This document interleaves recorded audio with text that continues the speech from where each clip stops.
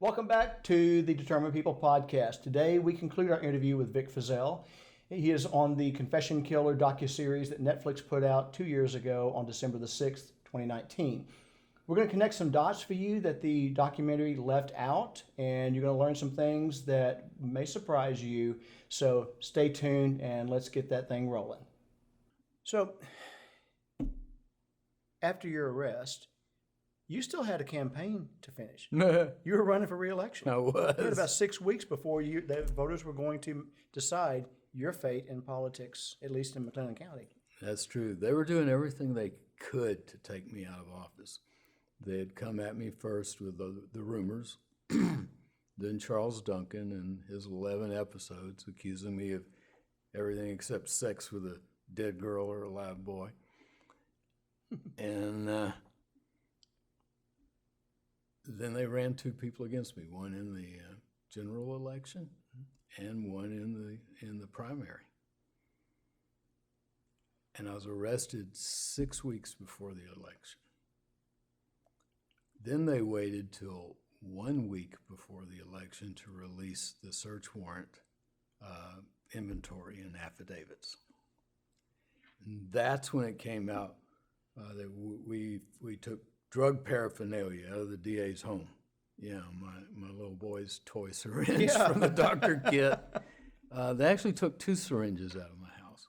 The one out of my little boy's doctor kit, and another one was glued on a plaque that was given to me by the Sheriff's Department in Bryan College Station, Brazos County, when I got the death penalty on David Spence down there. And they made that plaque and glued that syringe on there because, death by lethal injection. Yeah. And it was just hanging on a wall somewhere in my home office. And they broke the syringe off that plaque and labeled it narcotics paraphernalia. And then told the newspaper, we got narcotics paraphernalia out of the DA's house. Yeah. This was 1 week before the election. Feazell's in there shooting up, and he glues the syringe back on the plaque. Yeah. How ridiculous is this? Yeah. I took the plaque in to work and had a press conference later because you could see the faded part where the syringe used to be and the 2 little pieces of glue. Yeah. Because it had been there for a couple of years, and it faded out just a little, and you could see it. They took a picture and did a newspaper article. But you won re-election. I did. I won re-election under indictment. Matter of fact, I had prosecuted a murder case after I was indicted. And the headline wasn't about me winning the murder trial. The headline was, Feazell prosecutes a case he's not qualified to sit on the jury for. No. Yeah, because if you're under indictment, you can't sit on a jury. Well, I wasn't on the jury. I was the prosecutor. Show me the law. Oh my gosh. And so I prosecuted that one. That was the Ed Graff case. That was a local businessman who had been accused of burning up his 2 stepsons in a shed in the backyard for the insurance money. And Did Henry confess to that one too? No, that happened later. Yeah, that happened later. Henry did try to confess to the Jim Jones murders. He delivered the poison, right? I mean, that's he said he delivered the poison to Jim Jones in Guiness. He drove it down there, and that he drove to Japan and did a murder too. Makes sense to me. Yeah. Vic, what does it feel like to be accused of things that you didn't do in the public eye? Now or then? Then. Then. It was real embarrassing.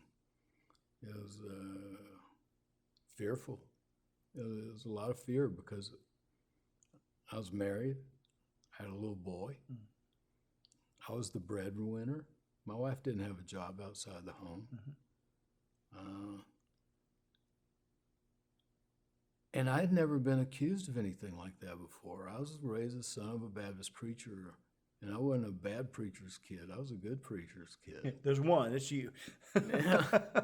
I behaved myself. I was never in any trouble. I made good grades in school. I always worked hard. Always tried to go the extra mile. I've just been a student of Jesus since I've been a baby. Yeah.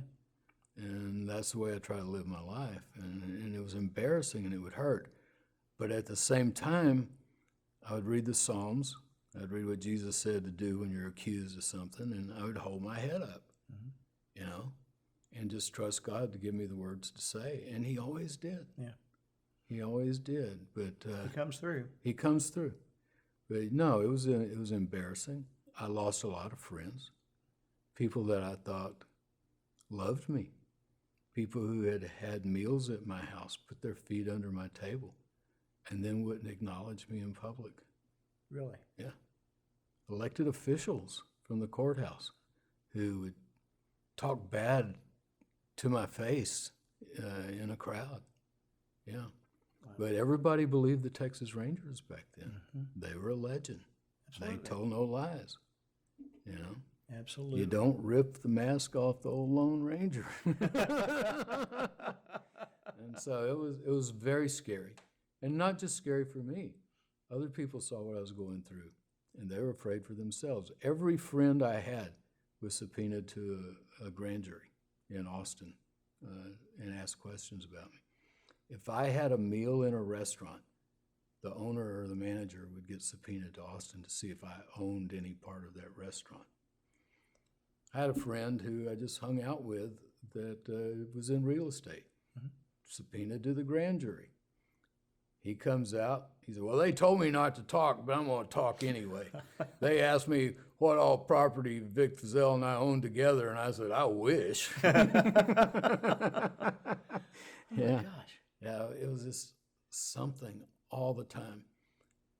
And then they started going after the lawyers in town.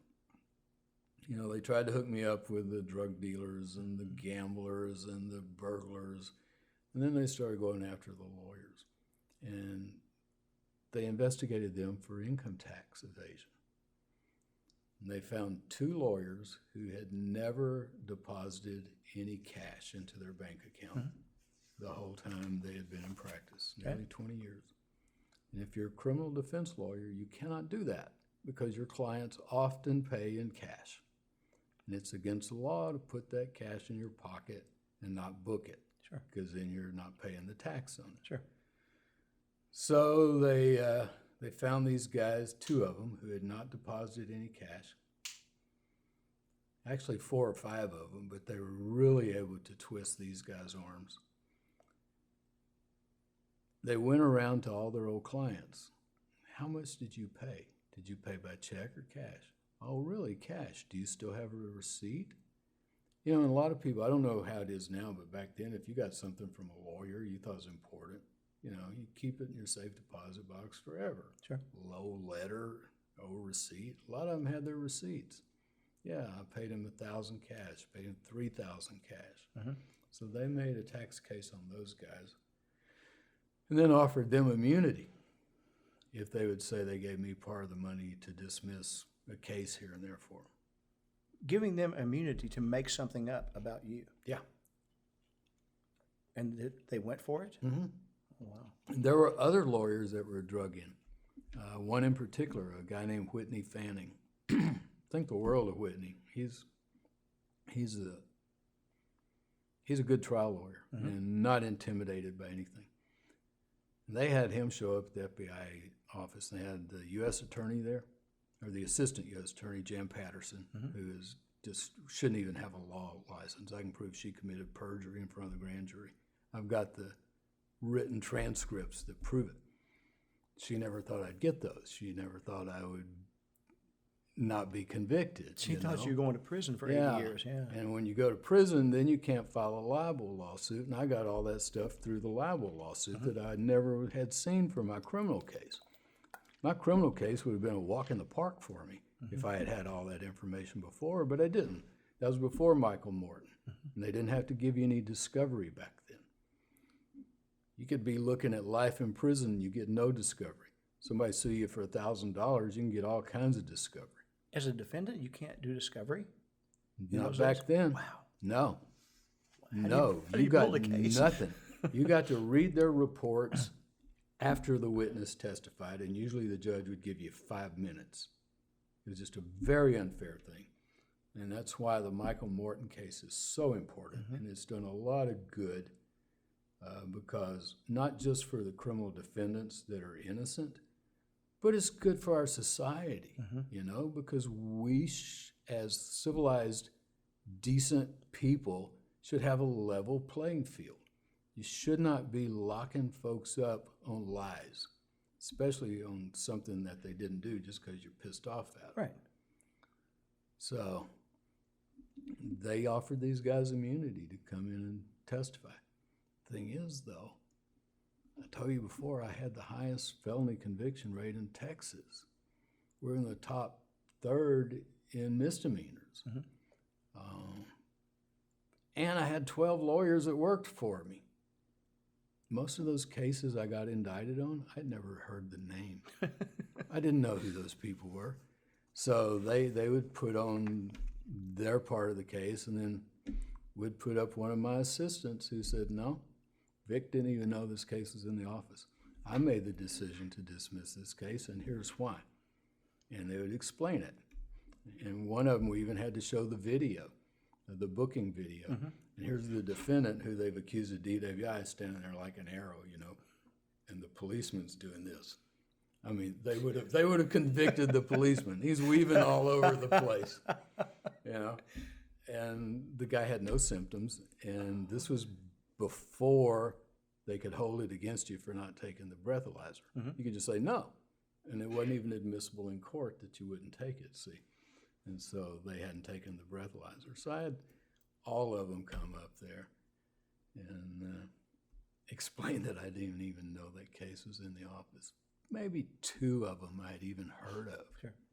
And the assistant DA would say, yeah, Vic told me to do what I thought was right on it. Remember earlier I said I would hire good people and then get out of their way. Let them do it. As long as they were doing their checklist, you know, and being ethical about everything they do, and I had no problems with their decisions. And fortunately that paid off for me, because when it got to the courtroom, they couldn't hang in any of that on me. None of it. Wow. That is great. Yeah. And it came out in the trial that they'd killed my dog. Yeah. And we would never been able to get that in. But Ron Border, the intelligence officer for Colonel Jim Adams, was on the witness stand, and he's telling about a time that he and the FBI agent was in a restaurant, and I was there, and I just got up and came and sat at the table with him. Yeah, I did, because I was kind of gutsy. I said, what are you guys doing following me around? Come to the office. I'll show you anything you want. And so Gary Richardson says, well, did he say anything else? He said, yeah, he told me that he didn't think I was the one that killed his dog, but he knew that one of us had. He let it in. And this juror on the front row, it looked like he'd been sleeping. He was sitting there like that. And when Border said that, this juror goes, they killed his dog. He said that out loud. Out loud. Oh, my God. And after that, the prosecution tried to start trying to get him off the jury. I bet. Every day we'd have a meeting back in judges' chambers. That juror's sleeping. That juror's sleeping. He shouldn't be on the jury. So the judge would bring him back, and he'd go, no, I'm not sleeping. Ask me about what's going on.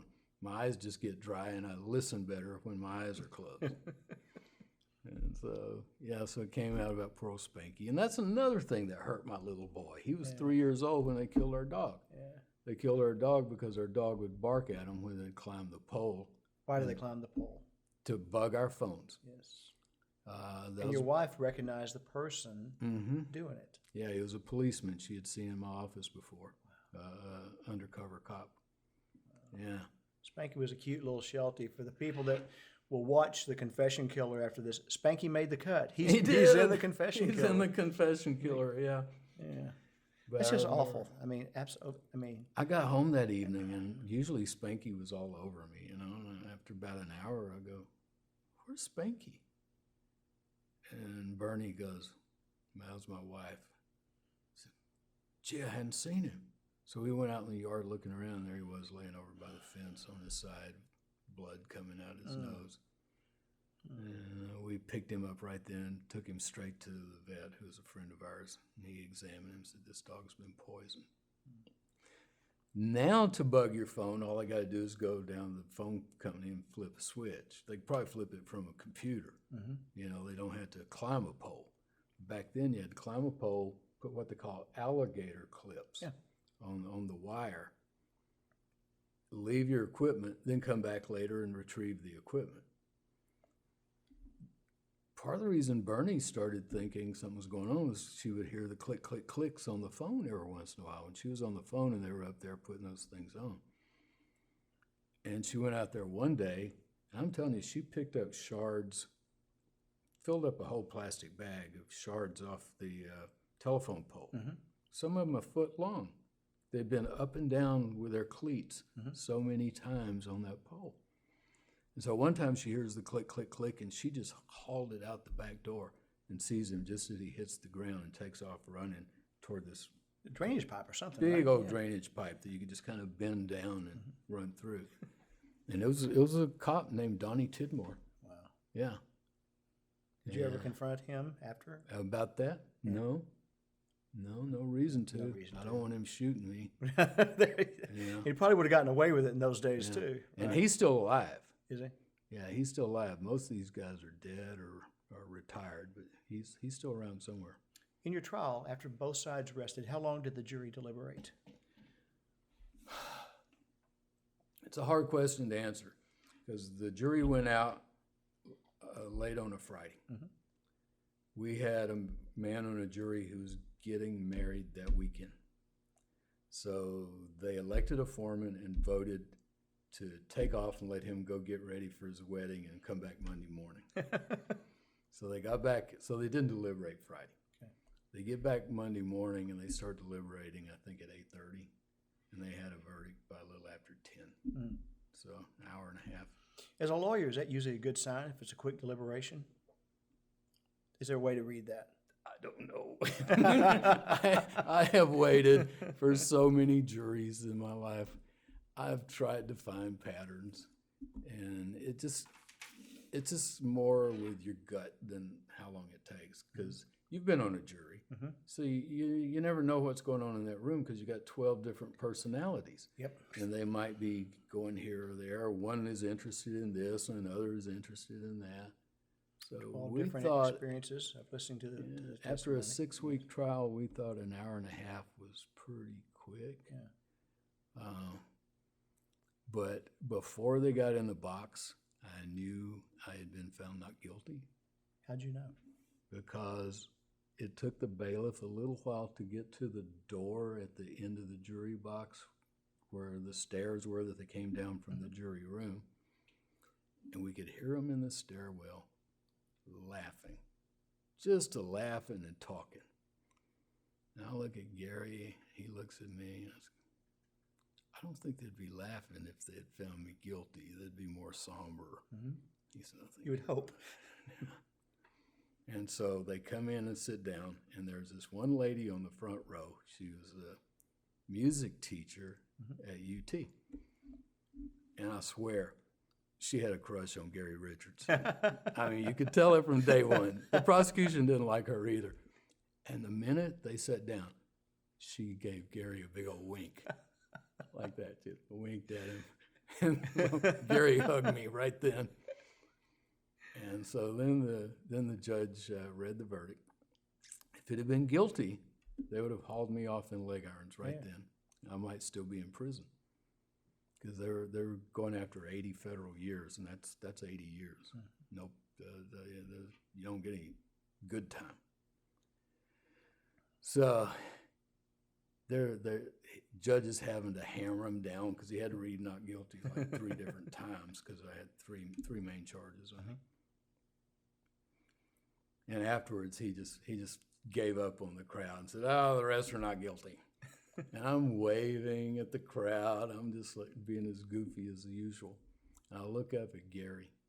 He's got big old crocodile tears coming down his face, and he hugs me so hard he nearly lifted me off the floor. He's a big guy. He's bigger than I am. And later, eating after the verdict. He said, Vic, one thing I've learned from this trial is that I will never represent a close friend again.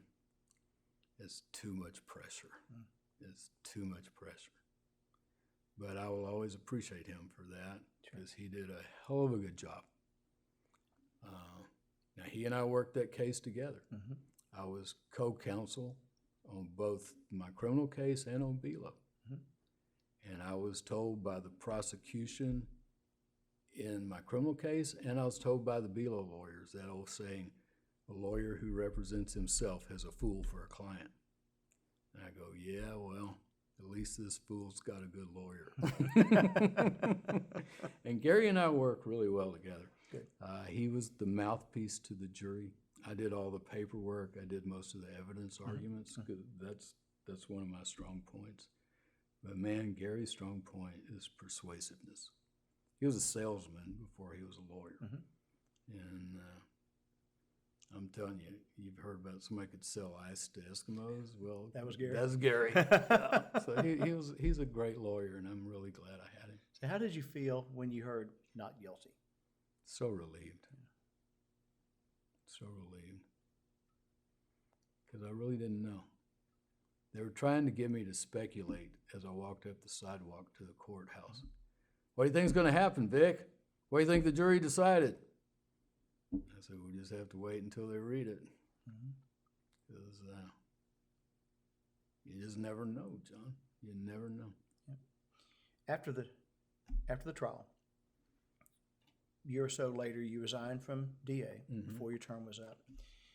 And you went to work on suing Belo. Belo I did. Corporation. Why didn't you sue the Texas Rangers? I wanted to. I wanted to sue the Rangers. I wanted to sue Jim Adams. I wanted to sue the chief of police. But they have governmental immunity. We still operate under that law, the king can do no wrong. And so it's very, very hard to thread that needle to have anybody that works for the government held liable for something like that, either for libel or malicious prosecution or abuse of process. So we decided to forego all the major immunity problems because we'd have been tied up in court for years on the appeals, and the courts usually side with the government. So we figured, well, we got Channel 8 here. If we prove that everything Channel 8 said was false, then we've proved the government was wrong because they were just parroting what the government was giving them. Right. They were kind of floating everything, all of it, not just the DWIs and the lawyers. They were floating all kinds of crazy stuff, soft on drugs, not prosecuting assaults on police officers, all that kind of, none of it true. And because I was a public official, and because of a case called New York Times versus Sullivan, I not only had to prove that it was false and defamatory, I had to prove it was done with actual malice, evil intent, black-hearted. Designed to harm. Yeah, designed to harm. And we did that by proving their preconceived storyline, that they were retrofitting everything to fit their preconceived storyline, was just destroy Vic Feazell. And that's the reason I resigned from the DA's office, because that case was starting to heat up. There's a 1-year statute of limitations on libel, and I filed it the day before the statute ran. 2 pages, a 2-page, just to get my foot in the door. Gary telling me not to do it. No, Vic, they'll take your deposition. I said, so what, Gary? I'm telling the truth. I don't have to worry about remembering anything. Just tell what happened. Right. He had somebody else helping him back then, too, a guy named Jeff Kearney, a great lawyer up in Fort Worth who was with us during the pretrial stuff. And Jeff would say, no, Vic, you got to dismiss that case. You got to. I said, I'm not going to do it.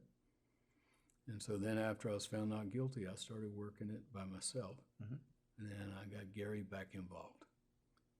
And then it was really heating up there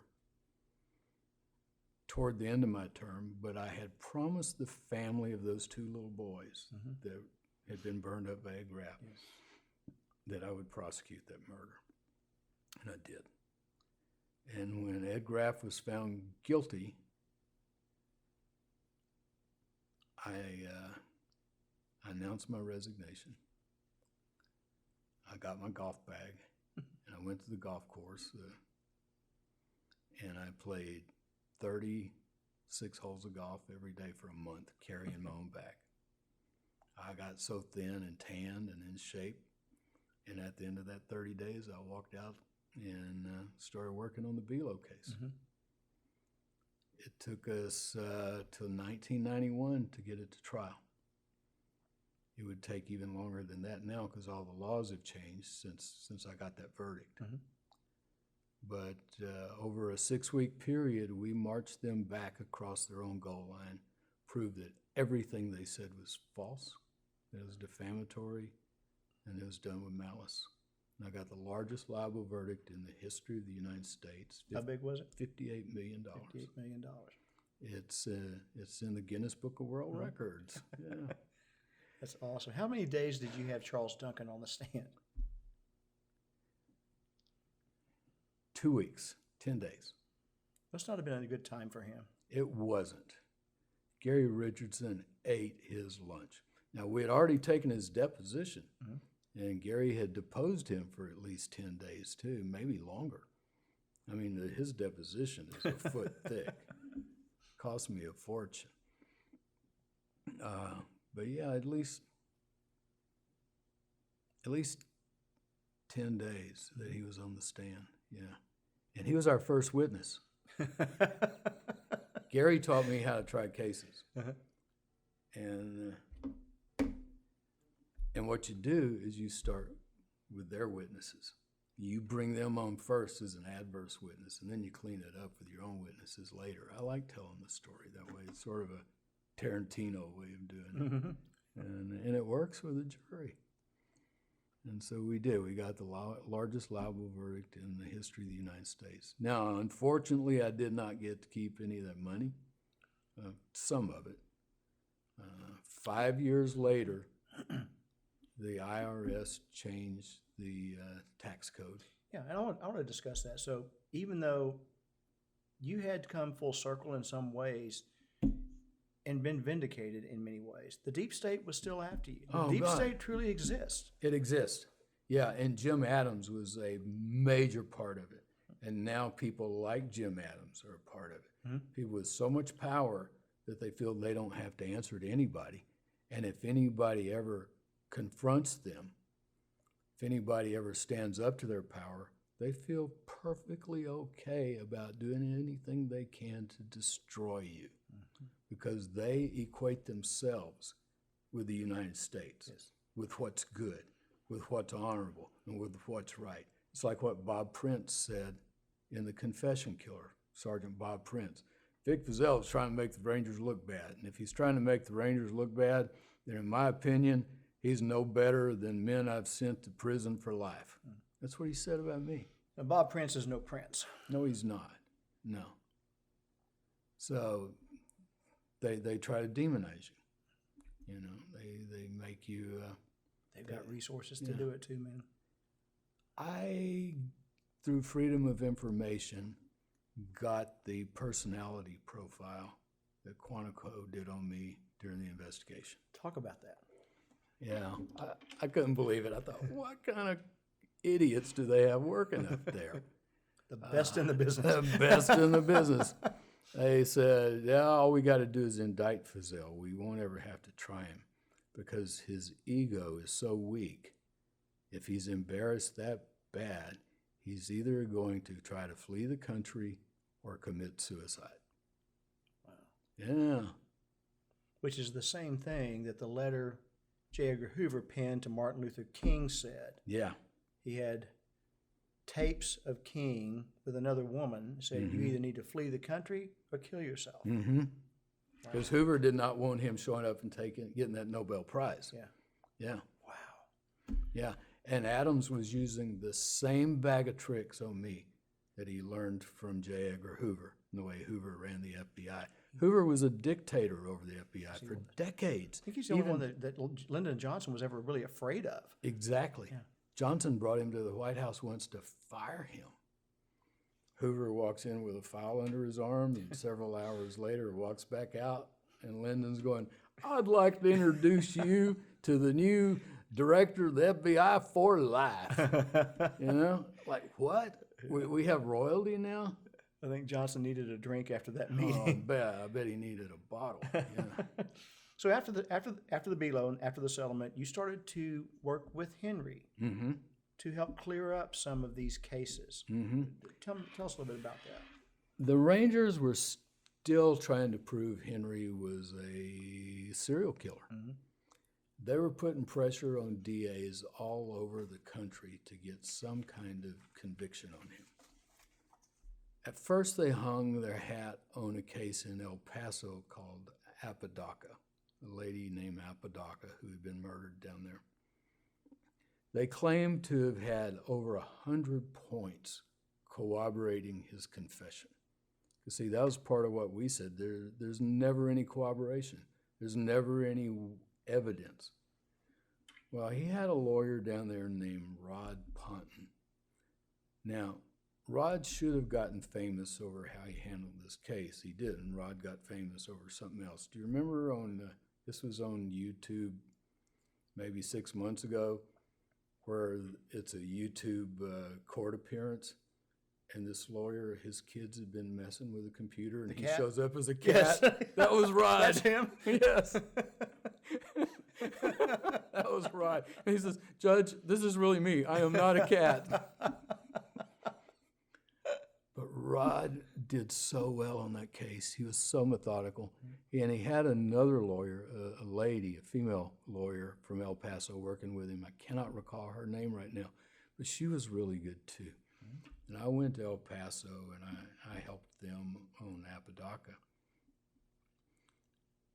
That pre-trial lasted months. Months. I was only down there for about a week.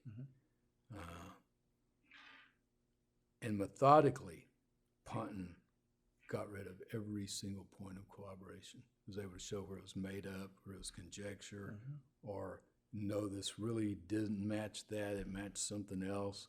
I mean, he really did good, and he had a brave judge, a really brave judge. I'll think of his name in a minute. And the judge ended up dismissing that case. Didn't let it go to trial. He said, "No, this is a coerced confession with no corroboration." Then the Rangers ran somebody against that judge and beat him in the next election. Are you serious? I'm serious, yeah. You just don't give up. They don't, no. They came after me a couple more times after that, too, trying to set me up on stuff. It's part of the reason after I got the BELO money, I quit practicing law, even though I love it, because they were still trying to set me up.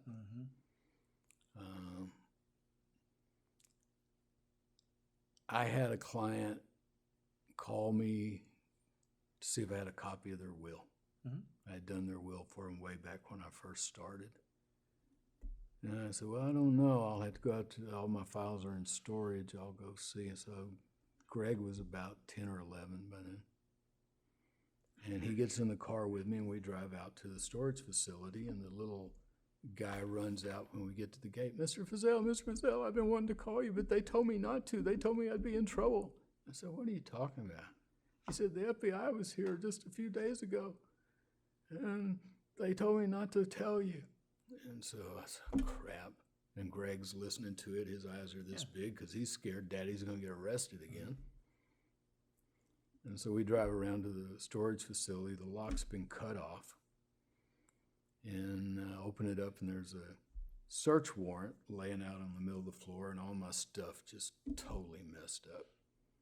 Oh, guess whose signature was on the search warrant? Walter Smith. Really? Yeah, good old Judge Walter Smith, who got kicked off the bench for his own sexual misbehavior later, who wouldn't know the truth if it fell on his face and wiggled. Walter Smith signed that search warrant. and let my little boy see all that, which then just got him scared all again. Absolutely. That they're still after my daddy, So, and I never did find that will.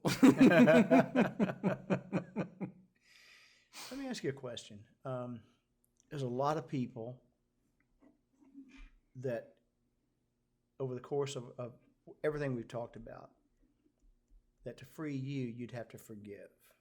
Have you forgiven everyone?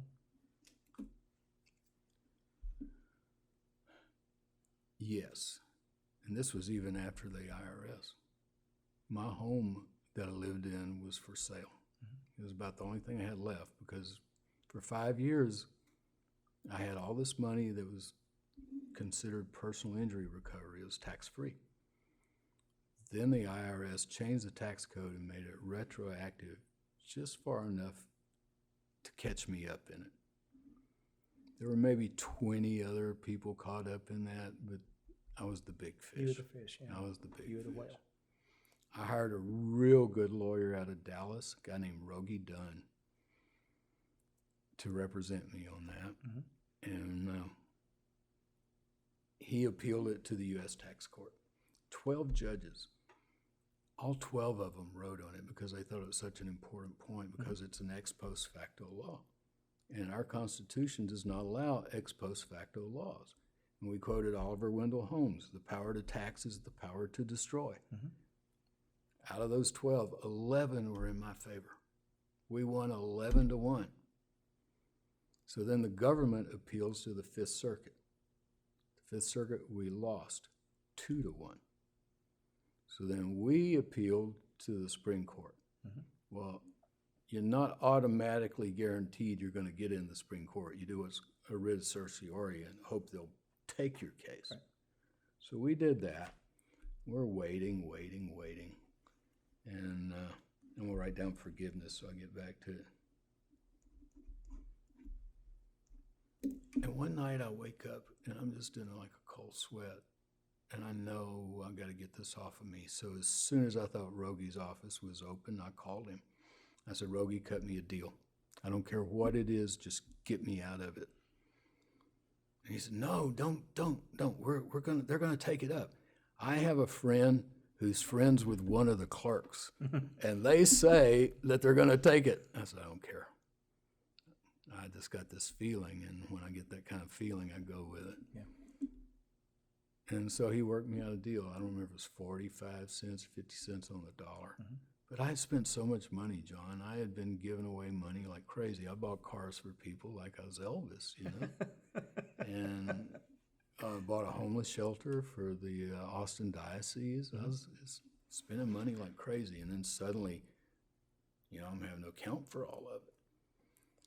So he got me out of that.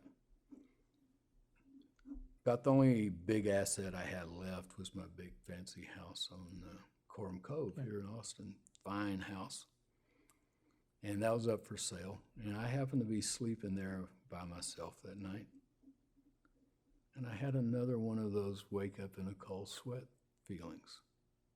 And I woke up and I rolled out of bed right onto my knees next to the bed. And I started crying. And I started forgiving people by name, calling them by name and saying, I forgive you. God, I forgive them. Don't let me feel this anymore. Because I'm telling you, John, there were times that I would have the fantasy of, damn it, someday when the world falls apart, the last thing that SOB is going to see is my foot on his neck when I pull the trigger. I mean, I had that kind of PTSD anger about me. Yes. But I stayed on my knees for 2 or 3 hours until I just couldn't cry anymore. And I forgave everybody I could think of. And then said, and if I've left anybody out, Lord, remind me later and I'll call them by name. And when I got up off that floor, I was a different person. I've been lighter. I've been happier. I don't have violent fantasies anymore. And I did go away for therapy. And that's how I met Gilles and Lily and Desjardins. They were running the Pavilion in North Carolina at that time. And I spent 28 life-changing days there dealing with my PTSD. And then I tried to get Bernie to go, and she wouldn't do it. She said, no, therapy's for crazy people like you. It's not for me. And I still love Bernie, I do.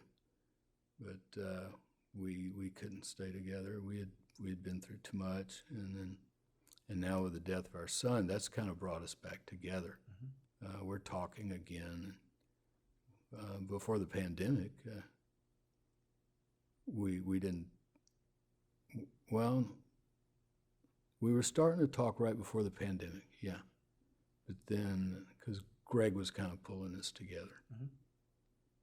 But then after Greg died, we just both buried the hatchet. I'd already forgiven her, but she forgave me then. And so we talk about once a week. And my wife, Cecilia, understands. She's just a sweetheart. You've met her. Yeah. I mean, she's just a gift from God. You She's married up, for sure. Above my class, that's for sure. She's just as sweet as they come. She's beautiful. She's a former ballet dancer, a yoga teacher, very centered, helps keep me centered, and make sure I eat right. Oh, that's good. Yeah. You need an advocate. She is a spiritual blessing and an example to me. Let's end on a high note. Recently, you got an apology. I did. Talk about that. After I was found not guilty back in '87, Colonel Jim Adams just couldn't stand that, you know. I can't prove it, but I'll always believe he was behind the IRS thing. But he got the State Bar of Texas to go after my law license on the very things I'd been found not guilty of.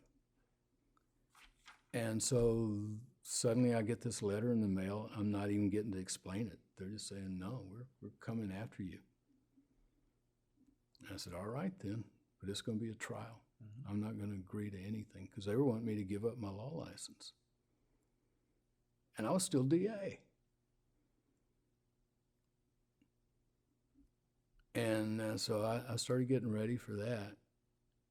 But I think they figured out, too, they weren't going to win. So they offered me a 2-year probated suspension, meaning we're going to suspend your license for 2 years, but it's probated, meaning so as long as you don't get in any trouble, this will go away in 2 years.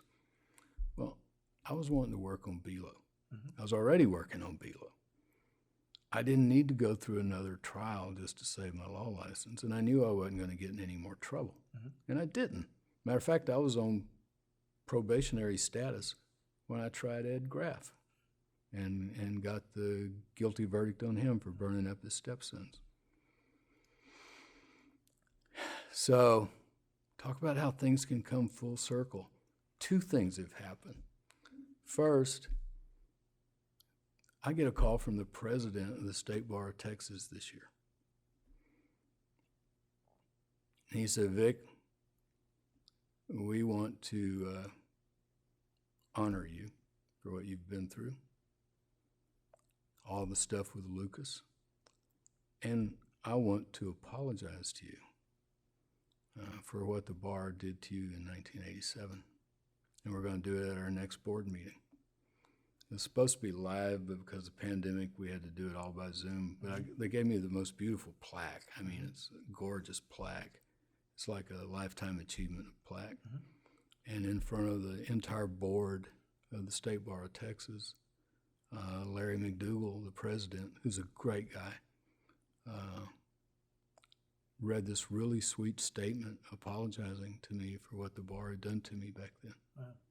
And telling me there wasn't any reason for it, and that I was the kind of person lawyers should strive to be. What a great honor. I know. And then it went even a step further. A few months after that, I get nominated and placed on the District 8 Grievance Committee, the same grievance committee that came after me in 1987. So now I'm a voting member of that grievance committee. And one thing I will always be is fair. Now, if you're a lawyer stealing money from somebody, you're in trouble. It should be. But the grievance committee should not be weaponized and used to go after people you just don't like. And that's what they tried to do with me. And I'm going to make sure that as long as I'm on that committee, I'm going to do everything I can to make sure it doesn't happen. But I have met all these committee members now. None of them are there that was there back in '87. All those guys are dead. And these are a great group of people. I'm enjoying working with them. Well, you're uniquely qualified to be on that committee. Yeah, Absolutely. I've looked at it from every side. To talk about things coming full circle. That is awesome. Vic, I love you. I appreciate you coming down and spending time on my podcast, the Determined People Podcast. Thank you. I love you, John. You're a determined person, and I appreciate that about You got to be when you look like me. No, but I'm honored to call you one of my friends. I mean that with all sincerity. Thank you, So John. thank you. That is our show for the day, ladies and gentlemen, and thank you for being part of the Determined People Podcast. If you haven't watched The Confession Killer on Netflix, go watch it. It's one of those things you'll want to binge watch, but it is a wonderful piece of history, and you know enough now where you know one of the players in it, and it will really keep you enthralled. Check out Vic's podcast, The Vic Feazell Show. It's on YouTube. Subscribe to his channel. It's on iTunes and everywhere else you'd get your podcast. You will find it to be fascinating, full of information that you can use, and you'll find some funny stuff, and you might even win a book or a t-shirt or something. He does giveaways, which are pretty fun. But I want to say thank you again to Vic Feazell. And please, I want to say again to the audience, thank you for being part of the show. We do this for you. We're trying to spread encouragement, strength, and hope to the world, and the world desperately does need it. I think everyone agrees we need hope. It's what gives us the ability to keep going when things are just stacked against us. So I will be back tomorrow with another 1-minute inspirational thought. And until then, everyone, be well.